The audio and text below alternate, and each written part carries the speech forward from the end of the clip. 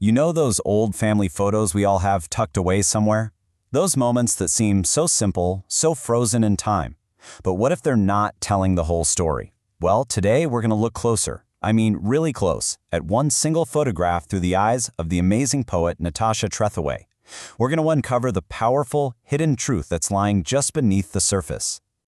And that's the big question, isn't it? What do photographs actually hide? We tend to think of them as solid proof, right? As evidence. But Trethewey's work is all about challenging that idea. It forces us to ask, what got left out of the frame? What's being hidden, whether on purpose or not? And you know, this isn't just some abstract poetic idea. The brilliant writer Susan Sontag said it perfectly. A photograph, by its very nature, has to hide more than it shows. It's just a tiny slice of reality.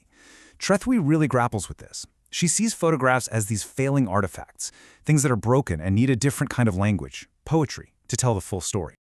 Okay, so let's get into the specific photograph we're looking at today, which is captured in Trethewey's poem. Now, on the surface, this thing is just beautiful. It looks like an absolutely magical family memory, this one perfect moment of wonder, totally preserved in ice. So here's the poem itself, and what's so important to remember is that this is about a real photograph from her own childhood. This is a deeply personal object, like a little monument to one specific day. But as you're about to see, this poem does so much more than just describe what the picture looks like. Right away, Trethewey pulls you in with how beautiful the scene is. That word glistens. You can almost see it, can't you? The sparkle, the shine. It gives you this feeling of a perfect, idyllic memory. It's this flawless, shimmering surface. And she just keeps building on that feeling of wonder. I mean, listen to that phrase, each leaf in its glassy case. Wow, it's this incredible image of perfect preservation, like nature itself was turned into a fragile little museum. The whole world became beautiful and strange. This is exactly the memory that the photograph wants us to see. But, and this is a huge but, Trethewey doesn't just stop there. She doesn't just admire the pretty picture. Instead, she starts to interrogate it. She uses some really specific poetic tools to start peeling back that glistening, icy layer.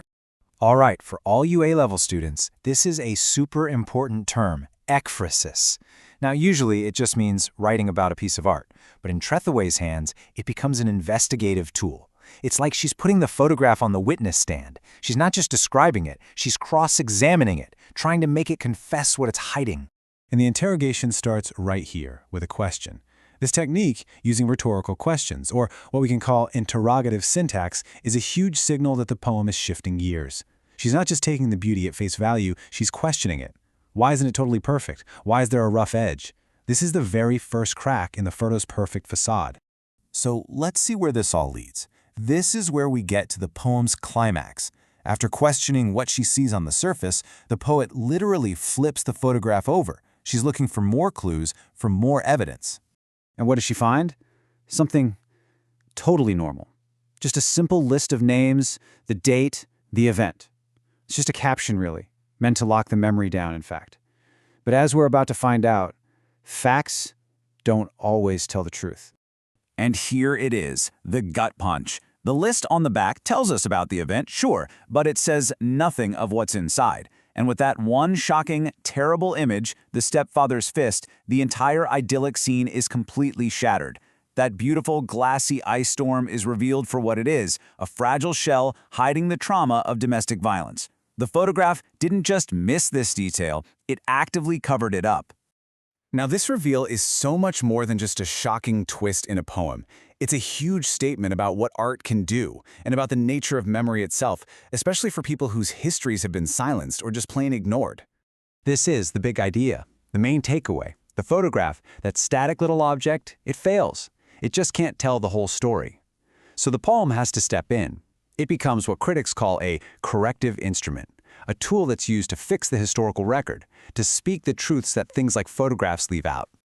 So let's just break it all down for your analysis. It's pretty simple when you see it laid out.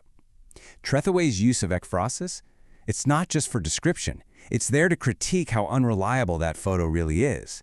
And her use of questions, that interrogative syntax, that's the tool she uses to smash through the easy nostalgia and get to the hard truth.